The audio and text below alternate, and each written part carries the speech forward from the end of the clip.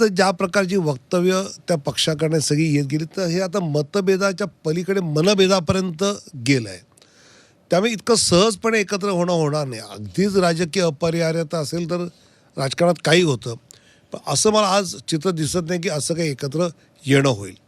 पण आजही भाजपमधील काही जुने जाणते नेते आजही म्हणतात की जे बिघडलंय ते दुरुस्त होऊ शकतं आणि हीच ती वेळ आहे. तर ही वेळ आहे का ती?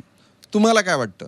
नाही, मला वाटतं की ज्या पद्धतीने उद्धवजींनी हिंदुत्वाला विरोध करणाऱ्या काँग्रेसबरोबर, सावरकरांना विरोध करणाऱ्या काँग्रेसबरोबर, राम मंदिराला विरोध करणाऱ्या काँग्रेसबरोबर गेले, अशावेळी मला असं वाटतं की हिंदुत्व या बेसवर काम करणाऱ्या भाजपच्या सोबत जर त्यांना यायचं असेल तर बरीच ॲडजस्टमेंट त्यांना करावी लागेल.